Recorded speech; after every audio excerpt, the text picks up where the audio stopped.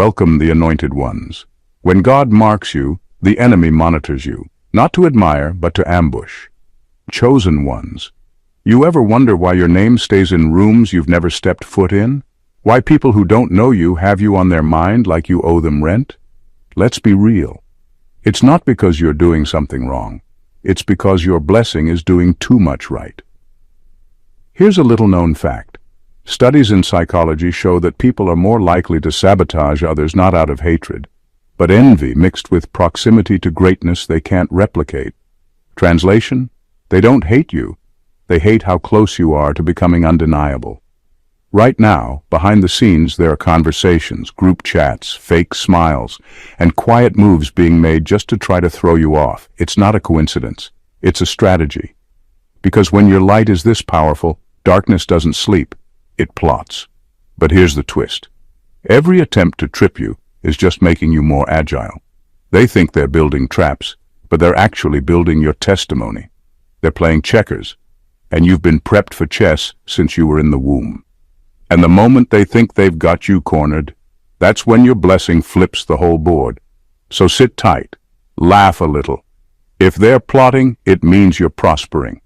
Let's break this all the way down, because what's happening around you isn't just gossip, it's spiritual surveillance. And your blessing? Too powerful to cancel, too divine to duplicate, and far too protected to fail. Number one, they're not just plotting against you. They're fighting a mirror that shows them who they'll never be. They're not just plotting against you because you're doing well. They're reacting to something much deeper. The truth is, you've become a walking reflection of everything they tried to fake, everything they couldn't become, and everything they secretly wish they were. You didn't just survive what was meant to break you. You walked through it and came out more solid, more focused, and more you. That alone disturbs them. See, the real threat isn't your success. It's the fact that you represent truth in a world full of performance. You don't wear masks to be accepted. You don't twist yourself into shapes to fit in. You live in a level of authenticity most people can't maintain for more than 5 minutes. And they hate that. Not because they don't like you, but because being around you makes them painfully aware of what they gave up to fit in. Your presence reminds them of choices they made, when they sold out their morals for validation, when they betrayed others to climb higher, when they silenced their own voice just to be liked. You didn't do that. You didn't sell your soul to belong. You kept your integrity, and now they can't stand being exposed by your light. That's why they plot. It's not even about you personally. You've become a mirror that shows them exactly who they are not, and it burns. They'd rather destroy the mirror than face the truth. That's why some people who once celebrated you now act cold, distant, even aggressive. Your growth stripped away their illusion of superiority. They don't see you as a friend anymore. They see you as a threat to the lies they built their image on. And here's the kicker. No matter what they try to do to dim your light, it only makes you shine brighter. Because when you're chosen, the attacks don't weaken you. They clarify you. Their hate is just confirmation that your spirit can't be duplicated, bought, or broken. You're not the problem. You're the proof. Number two, their strategy isn't chaos. It's distraction, keeping you emotionally engaged. So you don't spiritually advance. They don't need to destroy you to stop you. They just need to keep you distracted. That's the real strategy. A lot of chosen ones miss this because we're trained to look out for the obvious attacks. The smear campaigns, the betrayal, the backstabbing. But the real danger is way more subtle. It's in the arguments you didn't need to respond to. It's in the people who constantly pull on your energy. It's in the emotional chaos that keeps you so drained you can't even hear your own intuition clearly anymore. What they're after isn't your peace of mind just for the sake of being cruel. They're trying to sabotage your clarity. Because once you start thinking clearly, you're dangerous. You start making moves that can't be predicted. You see through manipulation. You stop being reactive, and you start being strategic. And when that happens, the whole game changes. So they come for your emotions first. They send confusion through situations that don't make sense. People who say one thing and do another, constant small fires for you to put out.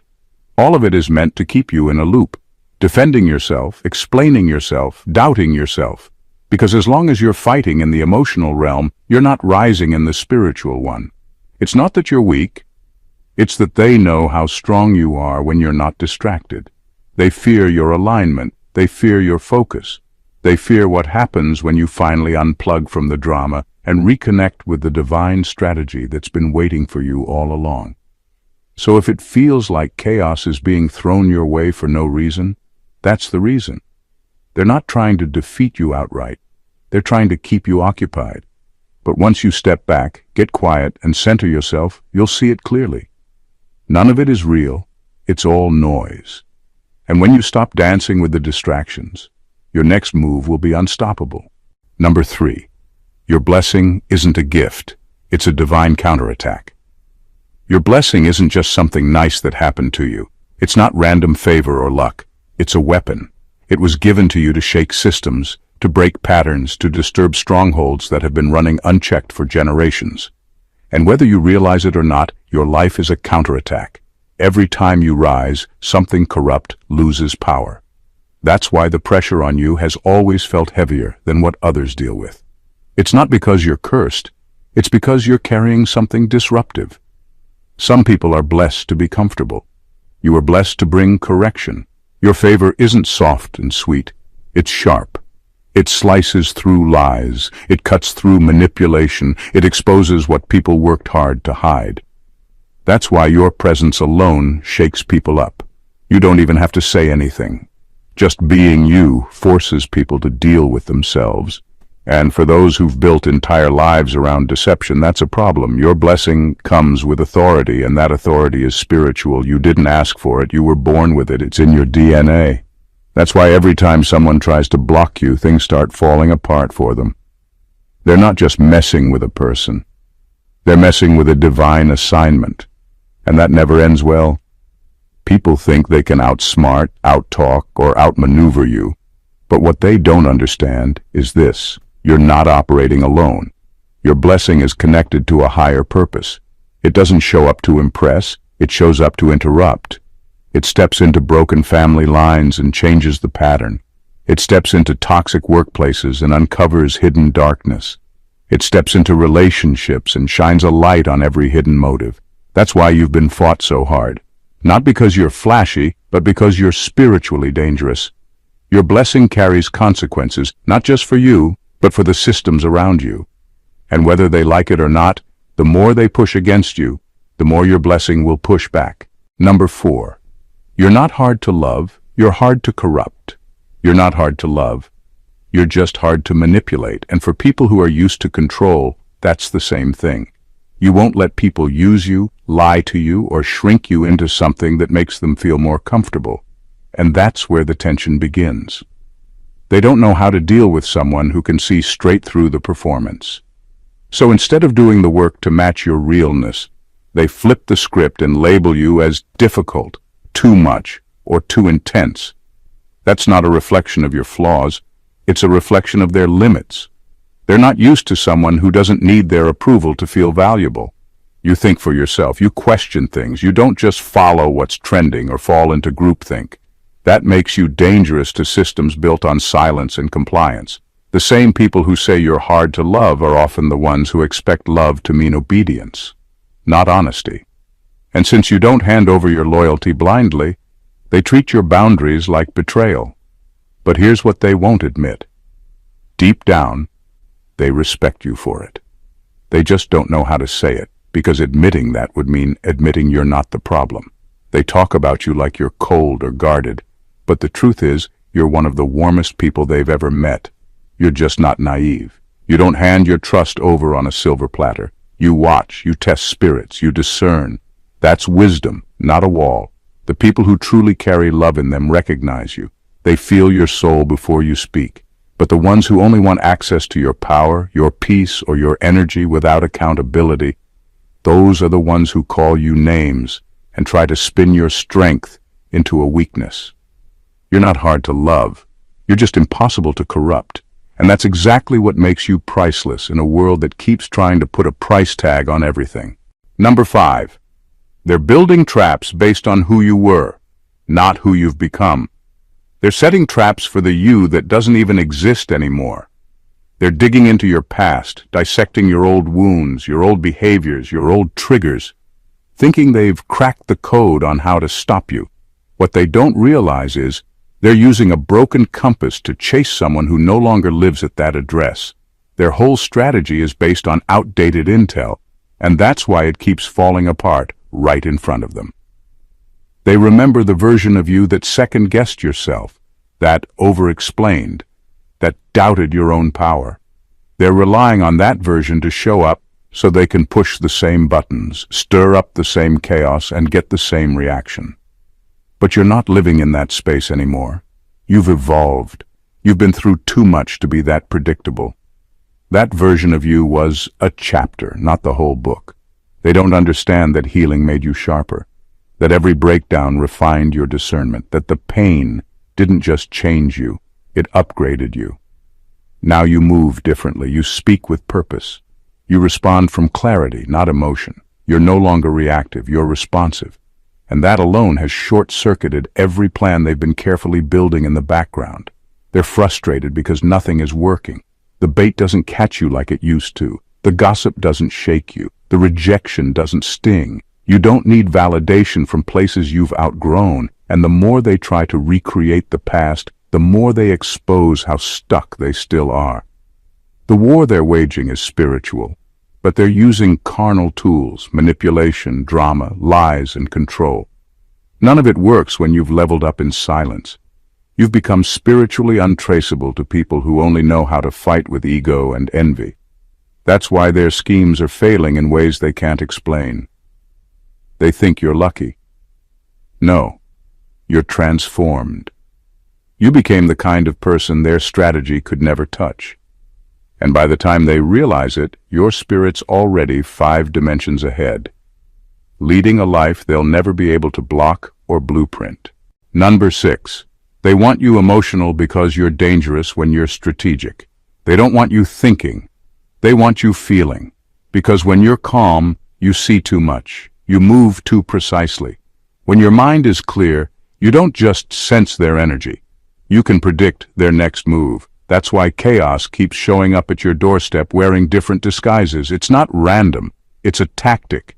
The goal is to get you to react instead of reflect. Because when you stay in reaction mode, they know you're not operating from your highest self.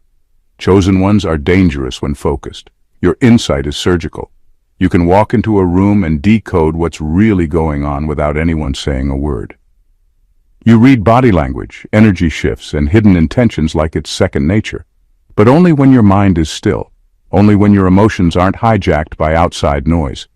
That's why the attacks rarely come in obvious forms. They show up as misunderstandings, unexpected emergencies, people dragging your name into mess you didn't create, sudden mood swings from people close to you. It's all engineered to drain your mental bandwidth, to keep you explaining, defending, overthinking instead of executing. Because once you step into that chessboard with a clear mind, the game is already over. Your strategy is divine. Your vision stretches further than their manipulation can reach. They know you're not moved by surface-level distractions, but they still try, because it only takes one emotional trigger to blur your focus. If they can keep you in your feelings, they can delay your breakthrough. They know your destiny can't be stopped, but it can be slowed down if they get you to trade precision for impulse. But once you learn to master your calm, you become untouchable. Not because you're louder, but because your silence becomes calculating, your stillness becomes a weapon. And in that space, you're not just reacting to the world, you're redesigning it, one move at a time. Number 7. You're not being hated, you're being researched. You're not just being watched, you're being studied. Not out of admiration, but out of quiet fear.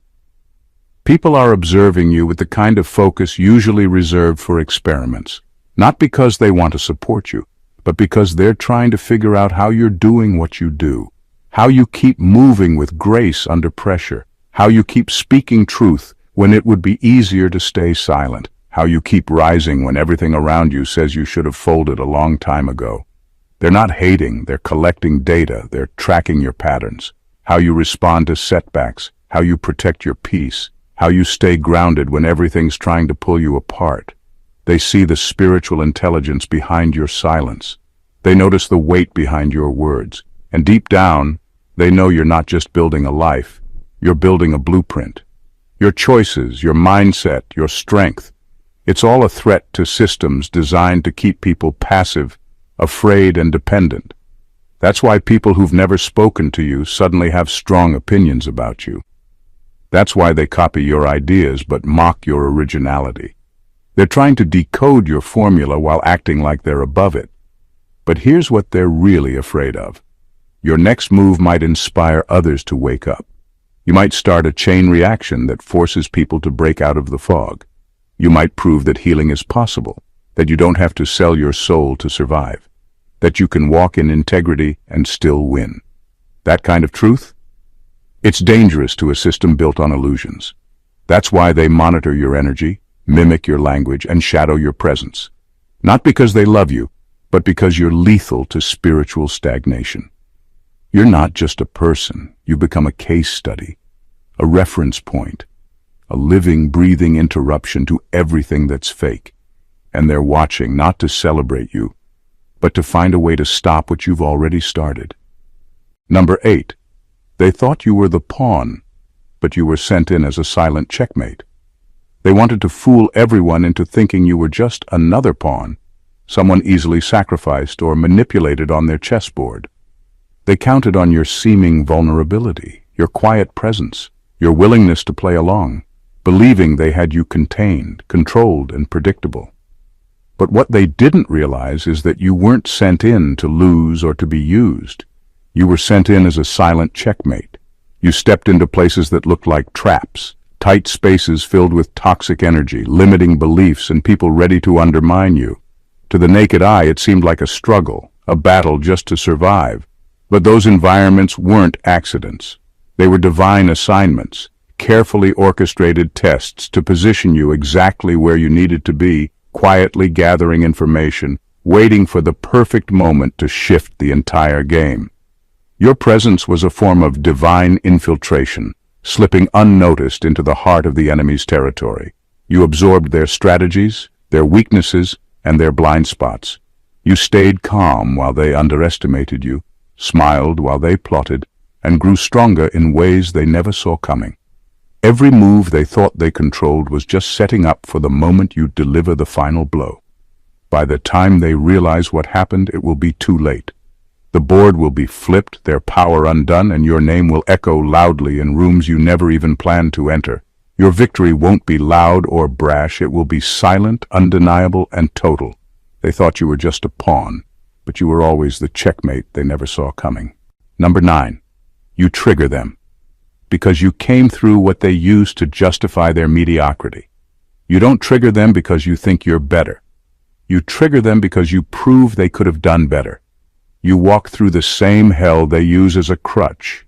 You face the same betrayal, the same abandonment, the same poverty, the same trauma. And yet, you didn't let it rot your character. You didn't turn into a monster to survive the monsters. You held on to your integrity, and that's what unsettles them. They need their pain to justify their behavior. They need to believe that the world forced them to become cold, manipulative, heartless, or bitter. They've built entire identities on being the product of what happened to them. So when you show up with scars and grace, with pain and peace, they don't see inspiration. They see a threat. You expose the lie that suffering has to equal savagery. That brokenness has to become identity. You're proof that healing is possible, and that ruins their whole narrative. They wanted to believe that becoming a villain was the only option, that treating people like tools was survival, that playing the victim was the only way to feel seen. But here you are, still kind, still discerning, still powerful, and you came out of worse. That's what they can't stand. You make them confront the truth they've spent years avoiding, that they chose the easy route, the ego-driven route, the cop-out route. And now your existence makes their excuses look weak. You don't even have to say anything, just your presence makes them uncomfortable. Because you're the living contradiction to everything they've used to justify staying stuck. They don't want to heal. They want applause for refusing to try. But you didn't wait for applause. You healed in silence. You evolved in shadows, and now you shine in a way that exposes their shadows. That's why they want you out of the picture. It's not jealousy, it's exposure. You didn't come to compete. You came to redeem the story they tried to twist. And that's more threatening than any title, money, or platform. You came through what destroyed them, and you still came out clean. That's why they can't stand you. Number 10. They didn't betray you by mistake. They were activated the moment you outgrew their agenda. They didn't betray you by accident or out of sudden anger. Their betrayal was triggered the very moment you stopped fitting into the story they wanted to write for you. Some of the people you called loved ones had roles you never agreed to but were forced to play. Keepers of limitation, gatekeepers of your potential. As long as you stayed within the boundaries they set, everything stayed comfortable for them. But the moment your energy shifted, the moment your frequency rose beyond their control, their role changed instantly. This isn't about personal grudges or petty jealousy. It's about spiritual positioning. You're not just dealing with broken relationships. You're witnessing an activation sequence.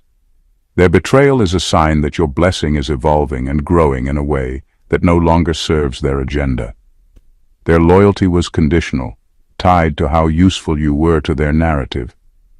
When you outgrew that, they flipped the switch. They became obstacles because that's what their assignment was, to slow you down, to keep you tangled in old patterns, to pull you back into a world that was safe for them but toxic for you. Their actions feel like betrayal, but really, it's an alarm bell, ringing loudly in the spiritual realm. It's a clear signal that your blessing is no longer small or limited. It's upgraded, expanded, and far more powerful than before. Their shift from support to sabotage isn't random. It's inevitable. They can't hold the space for the new you because it threatens their own stability. So instead of celebrating your growth, they try to clip your wings. This moment, painful as it is actually your liberation. Their turning on you is proof you're moving in the right direction. It's a confirmation that your blessing isn't just growing. It's transforming the very environment you exist in. The challenge is to recognize the activation for what it is, not a failure in your relationships, but a spiritual upgrade happening right before your eyes. And once you see it that way, their betrayal loses its power to hurt. It becomes the fuel that pushes you even further beyond what they ever imagined possible. Number 11. You're not being attacked for what you have. You're being attacked for what you're about to release. They're not targeting you because of what you've already built or achieved. The real reason behind their attacks is the power locked inside you, what's ready to emerge but hasn't yet. They're afraid of the potential energy vibrating beneath your surface, the next wave of your influence that hasn't even taken shape. This isn't about your current success. It's about the spiritual disruption your future self is about to unleash. There's a silent alarm going off in their world, triggered by something they can't fully understand yet. They feel the shift in your energy before you've even fully grasped it yourself. Their attacks are like preemptive strikes, attempts to disarm a force they sense is coming but can't control. It's a fear of the unknown you represent, a threat to the status quo they cling to. This makes every setback, every drama, and every betrayal more than just random chaos. It's a calculated effort to keep you from stepping fully into your power before you're ready. They know that when you finally release what's inside, it won't just change your life, it will shake the foundation of the systems built on lies and manipulation. That's why the pressure intensifies just before your breakthrough. They're trying to suffocate the spark before it becomes a wildfire. But here's the truth. The anticipation of your rise makes you unstoppable. The more they push and poke, the more it proves that you're on the brink of something massive. You're not just a target, you're a catalyst. And the spiritual disruption they fear is your destiny, knocking loudly, demanding to be heard. So when the attacks come, remember, they aren't signs of weakness or failure. They're the universe's way of showing you're about to unleash something so powerful, it can't be ignored. Your next move isn't just a step forward, it's a seismic shift that will redefine everything around you. Number 12. They keep underestimating you because they mistake your restraint for weakness. They keep thinking you're weak because you don't respond the way they expect. They see your quietness and assume you're defeated, broken, or too tired to fight back. But that couldn't be further from the truth. Your silence isn't a sign of submission, it's a calculated choice. You're watching, you're learning, you're observing every move, every word, every weakness they show. While they're busy underestimating you, you're building the blueprint for your comeback. You don't waste energy on battles that don't need to be fought. You know that timing is everything, and rushing into conflict before the moment is right only benefits them. So you hold back, not because you're afraid, but because you're strategic. You let their arrogance blind them. You let their noise fill the room while you prepare your quiet storm. This restraint is your power. They don't see it yet, but every silent moment is a setup for a future where you flip the script so completely it leaves them speechless. They think you're inactive, but you're setting the stage for a public reversal so undeniable, so overwhelming, that no one will be able to question your strength or your purpose anymore. Their mistake is thinking strength always looks like noise and aggression. Real power is knowing when to speak, when to act, and when to wait. Your patience isn't weakness, it's wisdom. And their underestimation, it's their downfall. Because while they're busy assuming you're done, you're quietly assembling every piece of your victory. The day you move will come, and it will be so calculated, so perfect, it will rewrite the entire narrative. Number 13. The more they plot, the more they promote you without realizing it. Every scheme they throw at you is like a megaphone blasting your name to the world. The whispers, the rumors, the smear campaigns, they're not quietly burying you. They're lighting up the map with your location. People love a story, especially one with conflict, and every attempt to silence or block you only makes more ears perk up. The more they try to keep you hidden or irrelevant, the more they inadvertently invite attention. This is the irony they don't see. Their hate is your loudest cheerleader. When they try to damage your reputation, they're actually creating curiosity. People start asking questions, searching for answers, and suddenly you become the center of conversations you never asked for, but definitely benefit from. Their efforts to discredit you send waves across networks, communities, even places you never thought you'd reach. They want you locked out, but their actions are opening doors. They want to diminish your influence, but they're expanding your audience. It's like they're unwittingly funding the billboard where your name shines brightest. Their fear and envy are loud enough to turn heads, and every negative word they spread is an unintentional spotlight on your truth and your strength. This is why the noise of opposition is a sign you're rising. They don't know it, but their very attempts to stop you are the fuel that propels you forward. Their plotting doesn't bury you, it builds you. So when they crank up the volume of their attacks, just remember, they're giving you free promotion on a scale you couldn't buy. The louder their hate, the bigger your platform grows, and the more unstoppable you become. Number 14. Your blessing isn't just protection. It's proof that heaven has already ruled in your favor. Your blessing is more than just a shield. It's a cosmic confirmation that the highest authority has already made its decision about your life. Every time you face attacks, setbacks, or attempts to derail you, it's not a battle happening in the dark or on a whim. It's a battle where the ultimate verdict was delivered long before you even knew there was a fight. The spiritual realm has already ruled in your favor, and that ruling is absolute. This is why nothing they try to do sticks. It's not because you're lucky or because you're stronger in a physical sense. It's because the forces that govern the unseen have signed off on your path, your mission, and your future. You're not just surviving by chance. You're outlasting with divine approval. That's what makes you untouchable. Not a random stroke of fortune, but a deliberate decree from a power that transcends the temporary chaos around you. This blessing doesn't just protect you, it validates your journey.